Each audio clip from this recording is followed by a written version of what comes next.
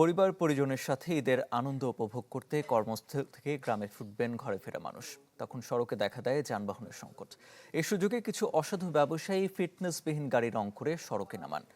এতে একদিকে বাড়ে দুর্ঘটনার ঝুঁকি, অন্যদিকে হয় ভোগান্তি। প্রশাসন বলছে লক্কর ঝক্কর গাড়ির দৌরাত্ম্য ও বাড়তি ভাড়া ঠেকাতে সড়কে কাজ করবে ভ্রাম্যমাণ আদালত। কদিন বাদেই শুরু হবে ঈদযাত্রা, তাই পুরনো গাড়িতে চলছে মেরামত আর রঙের কাজ। কোনো গাড়ির ইঞ্জিন দুর্ঘটনায় বিধ্বস্ত, কোনোটির ব্রেকের সমস্যা, কোনোটির আবার সিটের বেহাল অবস্থা। কিছু গাড়ির রং ওঠে জীর্ণদশা।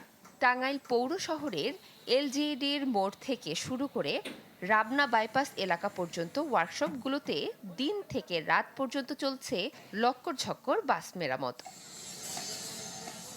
চলাচল অনুপযোগী এসব বাস নতুন রূপে সাজিয়ে ২৫ থেকে ২৬ রমজানের মধ্যেই সড়কে নামানো হবে।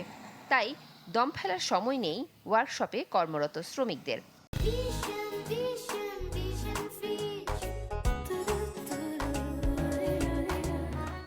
রমজান মাসে তো কিছু কাজ হইতেছে আর কি, মানে গাড়িগুলি টিপে যাবো, রিজার্ভ মাল হয়ে আসে আর কি, কাজ হইতেছে। লক্কর চক্কর গাড়িগুলো আর কি তাদের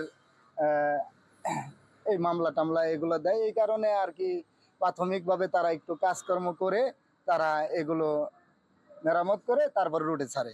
এমনও গাড়ি আছে যেগুলা চলার যোগ্য না, সেগুলাও কিন্তু আপনাদের রুটে চলবে। তাহলে আমার গাড়ি যদি রং না থাকে তাহলে ওটা ফিটনেসের আওতায় বাইরে থাকবে না। আমার গাড়ি যেন চকচকা থাকে, সুন্দর থাকে। আর আমাদের গাড়িগুলো তো আপডেট গাড়ি, নতুন গাড়ি। প্রশাসন বলছে ফিটনেসবিহীন কোনো বাহন যাতে মহাসড়কে চলাচল করতে না পারে এবং যাত্রীরা যেন হয়রানির শিকার না হয়, সে বিষয়ে কাজ করবে ভ্রাম্যমাণ আদালত।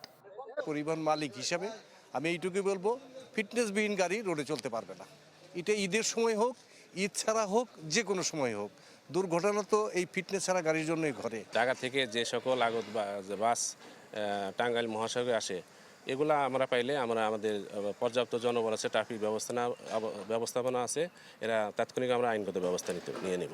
যাত্রীরা কোনো রকম হয়রানির শিকার না হয় সে ব্যাপারে আমরা মোবাইল কোর্টের মাধ্যমে প্রয়োজনীয় ব্যবস্থা গ্রহণ করব এবং যে গাড়িগুলো মহাসড়কে চলাচলের অনুপযোগী সেগুলো মহাসড়ক থেকে অপসারণ করা হবে।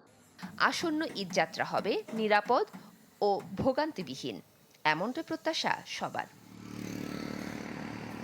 Desk report, channel 24।